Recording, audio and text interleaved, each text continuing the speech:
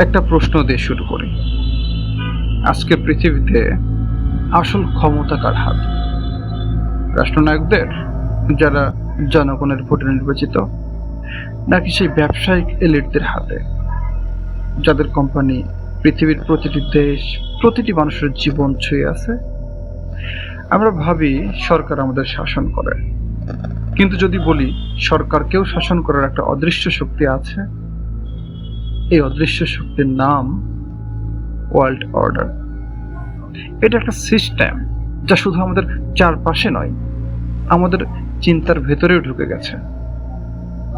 আমরা খবর দেখি রাষ্ট্রপতি, প্রধানমন্ত্রী, রাজা বা প্রেসিডেন্টরা যেন পৃথিবীর সবচেয়ে ক্ষমতাধর মানুষ, কিন্তু ভাবো তাদের চেয়েও অনেক বড় ক্ষমতা যাদের হাতে, তারা কারা? একটা দেশের সরকার বদলায়, কিন্তু একই ব্যবসায়ী গোষ্ঠী দশকের পর দশক টিকে থাকে।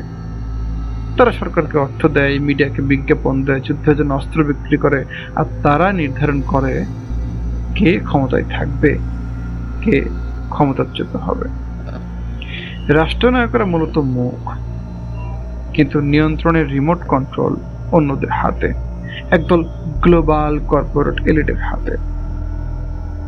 IMF, world bank, United Nations, federal reserve, আমরা এদের দেখি আন্তর্জাতিক প্রতিষ্ঠান হিসেবে, কিন্তু বাস্তবে এরা পশ্চিমা শক্তির হাতিয়ার। তারা ঋণ দেয়, কিন্তু শর্ত দেয় নিজের মতো করে। তারা উন্নয়নের কথা বলে, কিন্তু সেই উন্নয়নের পথ এমন ভাবে বানায় যাতে লাভ যায় তাদের দিকেই ফিরে। ফেডারেল রিজার্ভ কোনো সরকারি ব্যাংক নয়, এটা একটা প্রাইভেট কার্টেল, যা নির্ধারণ করে আমেরিকার অর্থনীতি, আর আমেরিকার অর্থনীতি নির্ধারণ করে পৃথিবীর ভাগ্য। অর্থাৎ আজকের পৃথিবীতে টাকা নিজেই রাজনীতি। যার হাতে মুদ্রণ যন্ত্র, তার হাতেই পৃথিবীর ভবিষ্যৎ। দেখো, পৃথিবীর কোথাও যুদ্ধ শুরু হয়, আবার কোথাও শান্তি চুক্তি।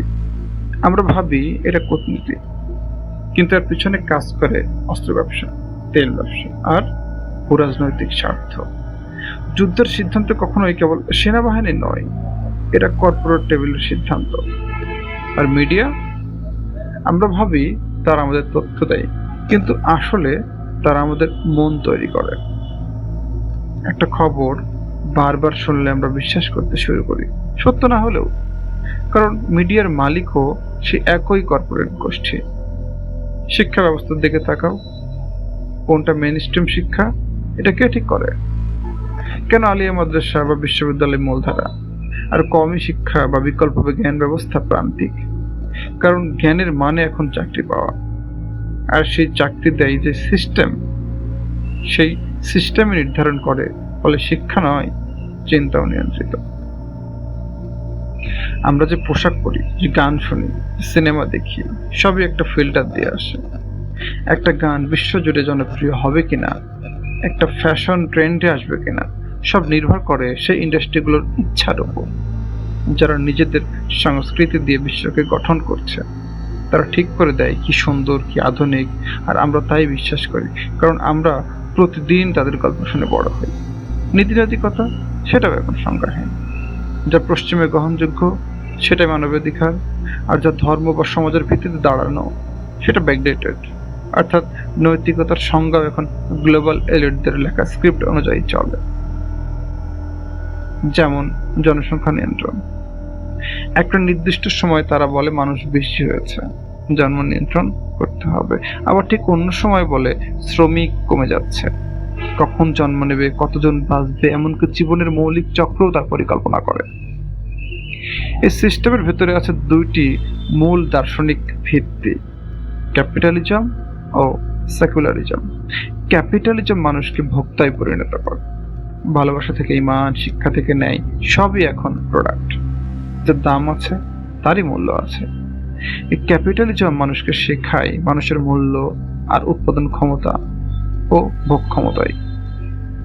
সেকুলারিজম শেখায় মানুষের জীবনে ঈশ্বরের প্রয়োজন নেই, কেবল মানব বুদ্ধি যথেষ্ট। সেকুলারিজম সমাজ থেকে আত্মিকতা মুছে দেয়, ফলে মানুষ আর সত্যের সন্ধান করে না, করে স্বার্থের। ফলাফল, এই দুই ধারার মিশ্রণে তৈরি হচ্ছে আজকের ওয়ার্ল্ড অর্ডার।